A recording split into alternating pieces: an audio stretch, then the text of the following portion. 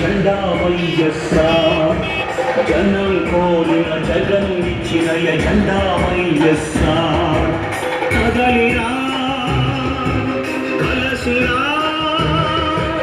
ఉరికిరా కదలిరా కలసిరా ఉరికిరా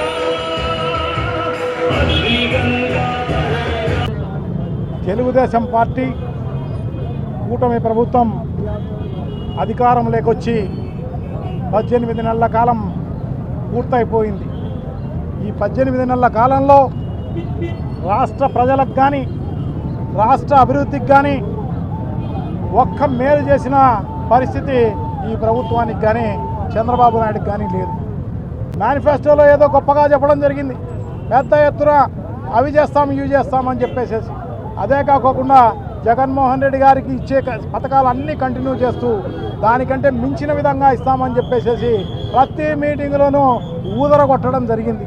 అవన్నీ చేసి ప్రజలందరినీ మోసగించి ఈవీఎంల మోసంతో నువ్వు అధికారంలోకి వచ్చి చేసింది ఏంటంటే దోచుకోవడము, దాచుకోవడము, తినుకోవడము తప్ప నువ్వు వేరే ఏమీ లేదు అని చెప్పి మీకు అందరికీ కూడా తెలియజేసుకుంటున్నా. అసలు పరిపాలన ఉందా? అసలు ఈ రాష్ట్రంలో పరిపాలనే లేదు. నీకు పరిపాలన కూడా చేతరాదు. 45 ఏళ్ళ నీ అనుభవం అని చెప్తావు. 45 ఏళ్లలో ఇంత దరిద్రమైన పరిపాలన గతంలో కూడా నువ్వు చేసిన పరిపాలనలో ఎప్పుడు కూడా లేదు అని చెప్పి తెలియజేసుకుంటున్నాను అన్నమాట. నిజంగా చాలా ప్రతి వ్యవస్థను నాశనం చేసే కార్యక్రమం జరుగుతున్న పరిస్థితి మీకు అందరికీ కూడా తెలిసిన విషయమే అని చెప్పి తెలియజేసుకుంటున్నాను. ఏదో ఆ పేపర్లు ఛానళ్ళ వల్ల బతికిపోతున్నారు తప్ప ఇంకో రకమైన కార్యక్రమం లేదు అని చెప్పి తెలియజేసుకుంటున్నా. నిజంగా కూడా ఈ రాష్ట్రంలో 99 రూపాయలకు మెడికల్ కాలేజీ అమ్మేసే కార్యక్రమం జరుగుతుంది. ఎకరా ఇంత దారుణంగా. ఎందుకంటే నా మొత్తం కాలేజీ అంతా కూడా 50 ఎకరాలు ఉంటే 50 ఎకరాలు 4,800 రూపాయలకు అమ్మే కార్యక్రమం చేస్తున్నారంటే నిజంగా ఎంత దారుణం. అది సంవత్సరానికి 4,800 రూపాయలు. ఒక ఇల్లు బాడెక్కు రాదనమాట. వాళ్ళు పెట్టే బెల్ట్ షాప్ కూడా దాదాపు ఏ ఊర్లో కూడా పాట పాడి యాక్షన్ వేస్తే దానికంతా కూడా 9 లక్షలు, 8 లక్షలు, 10 లక్షలు సంవత్సరానికి వచ్చిన పరిస్థితి అనమాట. నీ బెల్ట్ షాపే అంత రాని పరిస్థితి ఉంటే మెడికల్ కాలేజీ 50 ఎకరాల మెడికల్ కాలేజీ, హాస్పిటలు, దాంట్లో ఉన్న బిల్డింగులు అన్నీ కలిపి నువ్వు ఇచ్చే కార్యక్రమం చేపడుతున్నావు. భవిష్యత్తులో కొన్ని లక్షల కోట్ల రూపాయలు విలువైన మెడికల్ కాలేజీలను అమ్మేసే కార్యక్రమం, హాస్పిటల్ను అమ్మేసే కార్యక్రమం జరుగుతున్న పరిస్థితి మనకందరికీ కూడా తెలిసిన విషయమే. సో ఇదంతా ఇంత పెద్ద ఎత్తున ఉద్యమం జరుగుతున్నా వీళ్ళందరూ ఈ కూటమి ప్రభుత్వం బుద్ధి లేని పరిస్థితుల్లో ఖచ్చితంగా అమ్మేసే కార్యక్రమం చేస్తున్న పరిస్థితి మనం చూస్తున్నాం. సో ఇప్పుడు టెండర్ అయిపోయింది, అవార్డు కూడా ఇచ్చే కార్యక్రమం జరగబోతోంది. సో ఇప్పటికైనా బుద్ధి తెచ్చుకోండి. 1 సంతకాలంటే 2 కోట్ల మంది ప్రజలు సంతకాలు చేసినారు. సంతకాలు చేసినా కూడా నువ్వేం పట్టించుకోకుండా ముందుకు పోయే కార్యక్రమం జరుగుతోంది. సో తప్పకుండా నువ్వు వెనక్కి వచ్చేంత వరకు ఈ మెడికల్ కాలేజీలు గవర్నమెంట్లో నడిపేంత వరకు వైఎస్ఆర్ కాంగ్రెస్ పార్టీ పోరాడుతూనే ఉంటుందని చెప్పి తెలియజేసుకుంటున్నారు. ఒకవేళ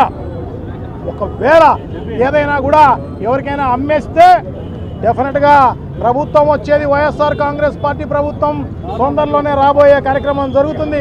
జంబ్లింగ్లో అయితే ఇంకా ముందొచ్చే కార్యక్రమం జరుగుతుంది. వచ్చిన వెంటనే వీళ్ళందరూ ఎవరైతే టెండర్లో పాల్గొని ఇవి హ్యాండ్ ఓవర్ చేసుకున్నారో అవన్నీ కూడా రద్దు చేసే కార్యక్రమం జరుగుతుంది. వాళ్ళందరినీ మెడబెట్టి గెంటేసే కార్యక్రమం ఈ ప్రజలే చేపడతారు అని చెప్పేసి మీకు అందరికీ కూడా తెలియజేసుకుంటున్నా. మరి ఆ కోటి సంతకాల సేకరణలో భాగంగా మరి అన్ని నియోజకవర్గ హెడ్ క్వార్టర్స్లో కూడా అన్ని నియోజకవర్గాల్లో కూడా వైఎస్ఆర్ కాంగ్రెస్ పార్టీ శ్రేణులు అందరూ కూడా ప్రజల వద్దకు వెళ్ళి మరి కోటి సంతకాల సేకరణ చేయడం జరిగింది. మరి దాంట్లో భాగంగానే మరి మళ్ళా మన వైఎస్ఆర్ కడప జిల్లాలో 4,81,000 సంతకాల సేకరణ చేపట్టడం జరిగింది. ప్రభుత్వానికి మేము చెప్తున్నాం, ఎందుకంటే ఈ కోటి సంతకాలతోనే మరి ఈరోజు ఈ కూటమి ప్రభుత్వం యొక్క పతనం ప్రారంభమైందని చెప్పి కూడా ఈ సందర్భంగా తెలియజేసుకుంటున్నాం. ఎందుకంటే ప్రజలు స్వచ్ఛందంగా మరి ఈరోజు కోటి కాదు కదా, ఇవాళ రాష్ట్ర వ్యాప్తంగా 2 కోట్ల మంది మరి పాల్గొనడం జరిగింది. అంటే దీని అర్థం ఏంటి? 2 కోట్ల మంది మరి ఈరోజు ప్రభుత్వానికి వ్యతిరేకిస్తున్నట్టు కాదా అని చెప్పి ఈ సందర్భంగా నేను అడుగుతున్నాను.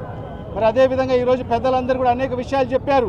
మరి ఈరోజు సూపర్ 6 అని చెప్పి సూపర్ 7 అని చెప్పి 143 హామీలు ఇచ్చి మరి ఈ అధికారంలోకి వచ్చిన ఈ కూటమి ప్రభుత్వం మరి నారా చంద్రబాబు నాయుడు గారు మరి 18 మాసాల్లో మరి నువ్వు ఏం చేశావు ఈ రాష్ట్ర ప్రజలకు అంది సందర్భంగా అడుగుతున్నాను. మరి చూస్తే 2,66,000 కోట్ల రూపాయలు అప్పు చేశావు. మరి 2,66,000 కోట్ల రూపాయలు అప్పు చేసి మరి నువ్వు ఎవరికి ఏం చేశావు అని చెప్పి ఈ రాష్ట్ర ప్రజలకు సమాధానం చెప్పాల్సిన అవసరం ఉంది. మరి అంటే 2,66,000 కోట్ల రూపాయలు అప్పు చేసి మరి ఒక 5,000 కోట్ల రూపాయలు వెచ్చించి మరి ఈ మెడికల్ కాలేజీలు పూర్తి చేసేదానికి నీకు మనసు రాలేదు. అంటే ప్రజలకు పేద బడుగు బలహీన వర్గాల ప్రజలకు మరి ఉచితంగా వైద్యం అందించాలంటే నీకు మనసు రావడం లేదు. మరి అదేవిధంగా ఈ మెడికల్ కాలేజీలు స్థాపించే దానికోసము మరి ఆ కాలేజీలో పేద బడుగు బలహీన వర్గాలకు సంబంధించిన విద్యార్థులు చదువుకునేదానికి అవకాశం ఇచ్చేదానికి కూడా నీకు మనసు రావడం లేదు. మరి ఇవాళ ఈ రకంగా మరి ఈ ప్రభుత్వం వచ్చిన తర్వాత చేస్తుంది ఏంటంటే ఈ రాష్ట్రాన్ని అమ్మే కార్యక్రమం. అన్ని వ్యవస్థల్ని సర్వనాశనం చేసేసి మరి ఈరోజు ఈ రాష్ట్రాన్ని అమ్మేసే కార్యక్రమాన్ని చేయడం జరుగుతుంది. మరి ఈరోజు చూస్తే ఎక్కడ చూసినా కూడా ఎక్కడ దొరకనటువంటి విధంగా మన రాష్ట్రంలో మరి అదేవిధంగా ఆర్థిక రాజధాని అయిన మరి ఏదైతే వైజాగ్లో ₹1 మరి ఈరోజు 1 ఎకరా భూమి దొరికే పరిస్థితి ఉంది. అంటే ఉర్సా లాంటి కంపెనీకి దారదత్తం చేసేదానికి ఈరోజు చంద్రబాబు నాయుడు గారు పూనుకోవడం జరిగింది. మరి ఈరోజు ఈ కాలేజీలు కూడా ఎంత అగ్వ బేరం అంటే ఇప్పుడే చెప్పినట్టుగా 1 ఎకరము ₹100 అమ్మే కార్యక్రమం చేస్తున్నారు 66 ఏళ్లకు.